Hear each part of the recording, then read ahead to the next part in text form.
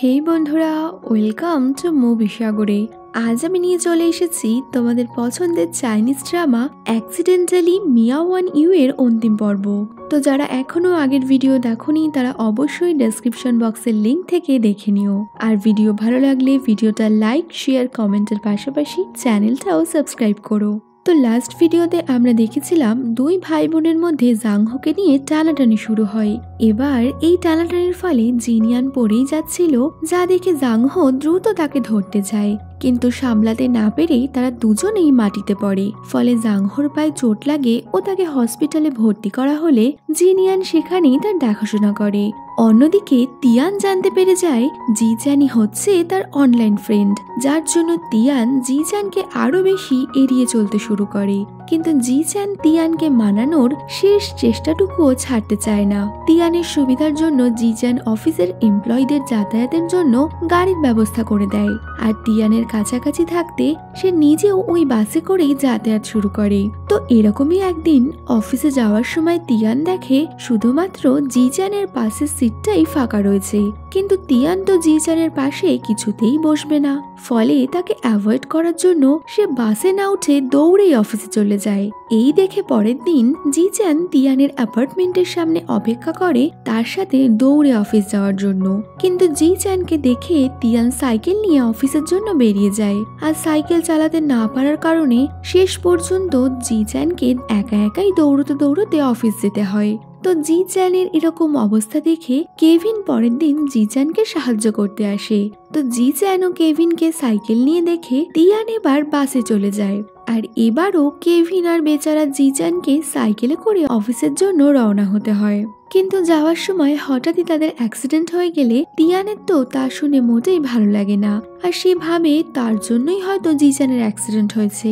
এরপর Tian জিচ্যানকে sorry বলার জন্য ভালো ভালো খাবার রান্না করে তার বাড়ি নিয়ে যায়। কিন্তু সেখানে পৌঁছে তিয়ান দেখে জিচ্যান অন্য একটা মেয়ের সাথে রয়েছে, আর সেই মেয়েটা জিচ্যানের খুব কেয়ারও করছে। এই দেখে তিয়ান কিছু না বলেই তাড়াতাড়ি বাড়ি চলে আসে। এবার তিয়ানের তো বেশ হিংসা হচ্ছিল, যার জন্য সে অফিসে যাওয়ার পরেও শুধুমাত্র জিচ্যান আর ওই মেয়েটার কথাই ভাবতে থাকে। কিন্তু এর মধ্যেই আগুনে ঘি ঢালতে সেই মেয়েটা জিচ্যানের সাথে অফিসে চলে আসে, যা দেখে তিয়ান তো ভারী অবাক। এরপর তিয়ান জানতে পারে ওই মেয়েটা হচ্ছে তাদের কোম্পানির প্রেসিডেন্টের মেয়ে এবং জিচ্যানের ফিয়ন্সে।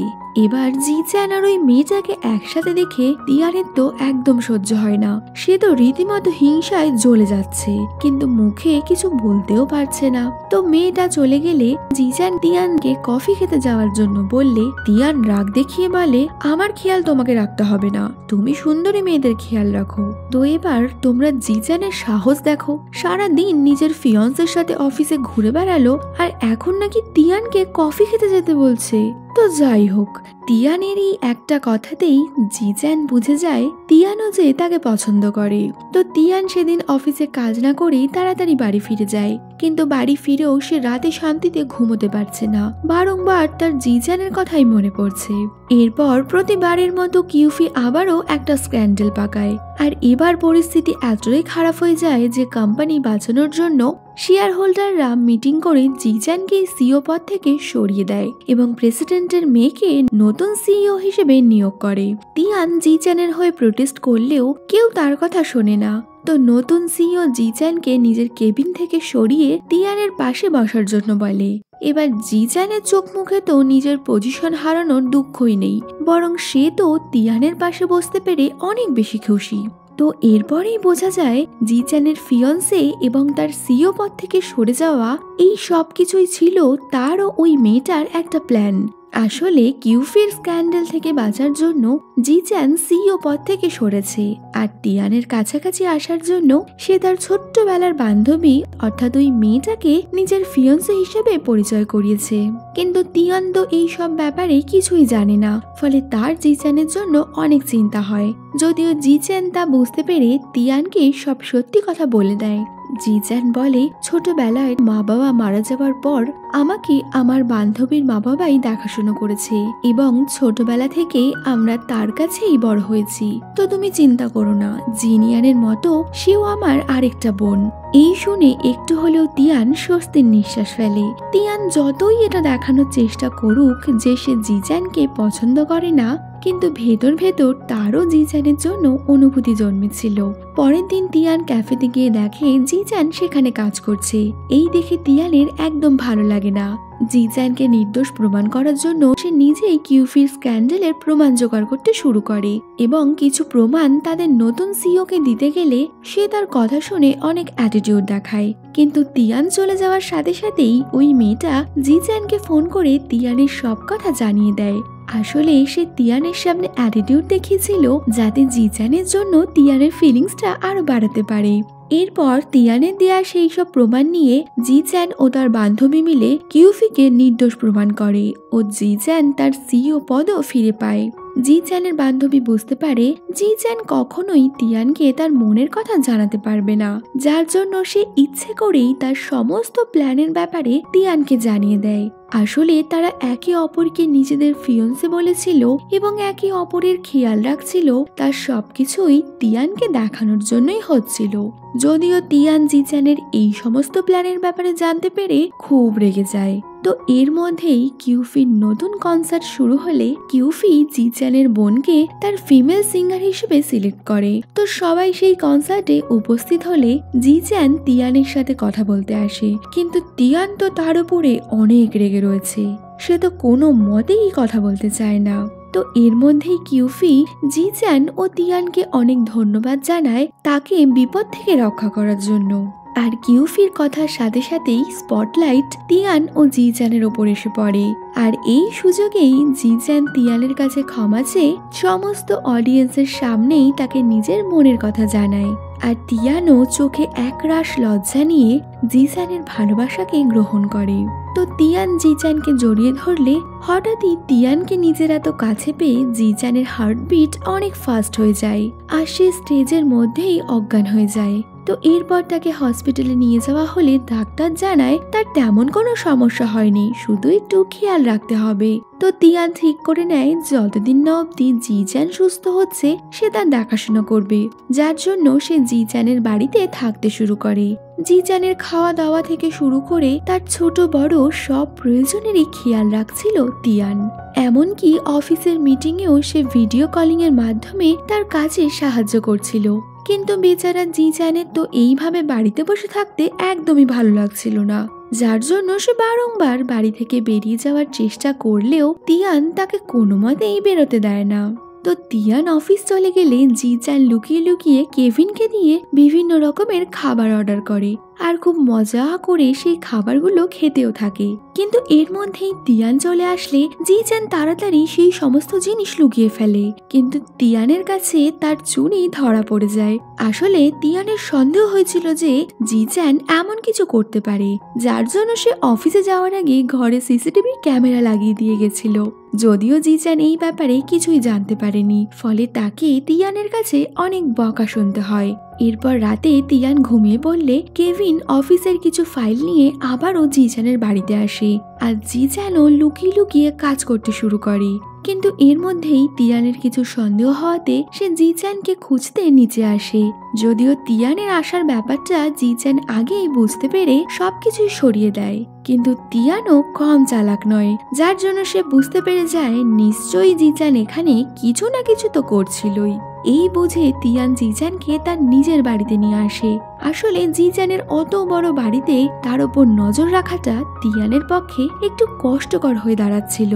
এবার তিয়ানের বাড়িতে তো একটাই ঘর, তো জিচ্যান তিয়ানের সাথে এক ঘরে থাকবে এই ভেবে তো মনে মনে অনেক খুশি হয়।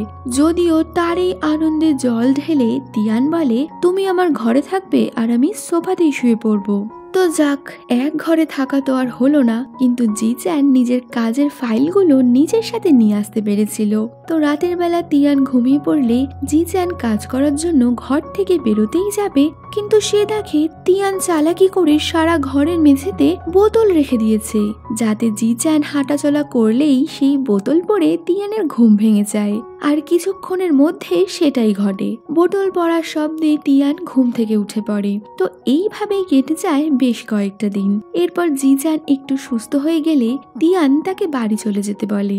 যদিও জিচান তার সাথেই থাকতে চাইছিল, কিন্তু তিয়ান তো পরিষ্কার জানিয়ে দেয় বিয়ে না করে সে কখনোই তার সাথে থাকবে না। তো প্রেমিকার কথা রাখা ছাড়া তো কোনো উপায় নেই, যার জন্য শেষমেশ জিচান বাড়ি যায়। তো পরের দিন তিয়ান ও জিচান অফিসে একসাথে লিফটে উঠলে কোনো এমপ্লয়ি তাদের সাথে লিফটে উঠতে চায় না, কারণ ততক্ষণে তো সবাই জেনে গেছে তারা একে অপরকে ভালোবাসে। তো এই সুযোগে জিচানের মাথায় একটু দুষ্টু বুদ্ধি হলে সে তিয়ানের অনেকটাই কাছে চলে আসে। সে তো তিয়ানকে কিস করতেই যাবে, কিন্তু তাদের এই রোম্যান্টিক মুহূর্তে জল ঢালতে বাকি কিছু এমপ্লয়িরা সেখানে এসে উপস্থিত হয়। এবার ঘাবড়ে গিয়ে তিয়ান তাদেরকে লিফটের মধ্যে আসতে বলে দেয়। তো সবাই একসাথে লিফটে যাচ্ছিল, কিন্তু এমপ্লয়িরা তো আর চোখে তাদেরকেই দেখে চলেছে। অন্যদিকে জাংহোর পায়ে চোট লাগা থেকে শুরু করে প্রায় 1 মাস জিনিয়ান তার অনেক খেয়াল রাখে। জিনিয়ানের তার প্রতি এই ভালোবাসা ও দায়িত্ববোধ দেখে জাংহোর মন গলে যায়। এখন সেও জিনিয়ানকে একটু একটু পছন্দ করতে শুরু করেছে, কিন্তু জাংহো তার ভালোবাসার বহিঃপ্রকাশ না করায় জিনিয়ান তা বুঝতে পারে না। জিনিয়ান ভাবে সে যতই চেষ্টা করুক না কেন জাংহো কখনোই তাকে পছন্দ করবে না। তাই জিনিয়ান ঠিক করে সে দাদার কথা শুনে পড়াশোনার জন্য অ্যাব্রড চলে যাবে। জিনিয়ান কাউকে কিছু না জানিয়েই যাওয়ার জন্য বেরিয়ে পড়ে। তো জাংহো জিনিয়ানের যাওয়ার কথা জানতে পেরে মনে মনে কষ্ট পায়। তিয়ান জাংহোর সাথে দেখা করে জিনিয়ানকে আটকাতে বলে, কিন্তু জাংহো বলে, আমি জিনিয়ানের পড়াশোনায় বাধা হতে চাই না। জিনিয়ান আগে নিজের পড়াশোনা শেষ করুক, আমি তার জন্য অপেক্ষা করব। তো পরের দিন জিনিয়ান এয়ারপোর্টে পৌঁছলে তার তো যাওয়ার ইচ্ছে হচ্ছিল না, কিন্তু সে এটাও ভাবে এখানে থাকার মতো তার কাছে কোনো কিছুই নেই। ঠিক তখনই জাংহো তার সামনে এসে দাঁড়ায় আর জিনিয়ানকে জড়িয়ে ধরে তাকে নিজের মনের কথা বলে। কিন্তু সে জিনিয়ানকে অ্যাব্রড যাওয়া থেকে আটকায় না, কারণ জাংহো চাইতো জিনিয়ান পড়াশোনা করুক। তো জাংহোর কথা শুনে জিনিয়ান কাঁদতে শুরু করে, কারণ যতই হোক একটু দেরি করে হলেও সে জাংহোকে নিজের কাছে পেয়েছে। অন্যদিকে হঠাৎই তিয়ানের মা তাকে একদিন ডেটে যেতে বলে, যদিও ডেটটা তিয়ানের জন্য ছিল না, বরং চাও চাওয়ের জন্য ছিল। কিন্তু জিজান ভাবে হয়তো তিয়ানের মা বাবার তাকে পছন্দ নয়, যার জন্য তারা তিয়ানকে আবারও ডেটে যেতে বলছে। সে তো অনেক ঘাবড়ে যায় আর তাড়াতাড়ি তিয়ানকে বিয়ের জন্য প্রপোজ করে। তিয়ান প্রথমে বিয়েতে রাজি না হলেও পরে সে জিজানকে বিয়ে করতে রাজি হয়। তো এরপরেই বিয়ের আসর সাজানো হয়, কিন্তু এই আসরে তিয়ান বা জিজানের বিয়ে হচ্ছে না, বরং বিয়ে হচ্ছে চাও চাওয়ের। তো এরপর দেখা যায় জিনিয়ানকে ছেড়ে জাংহোর তো মন বসছিল না, ফলে জাংহো অ্যাব্রডে শিফট করছে। আর জিজান ও তিয়ান তাদের ছোট্ট পরিবার অর্থাৎ চাও চাও ও তার হাজবেন্ডকে নিয়ে সুখে শান্তিতে রয়েছে। আর এরমই একদিন জিজান চাও চাওয়ের থেকে সাহায্য নিচ্ছে তাদের বিয়ে শপিং করার জন্য। এই সিরিজটা তো এখানেই শেষ হয়ে যাচ্ছে। তো ভিডিও যদি ভালো লাগে তাহলে লাইক, শেয়ার, কমেন্ট করো। তো দেখা হচ্ছে নতুন কোনো ভিডিওতে নতুন এক্সপ্লেনেশনের সাথে। Till then, by.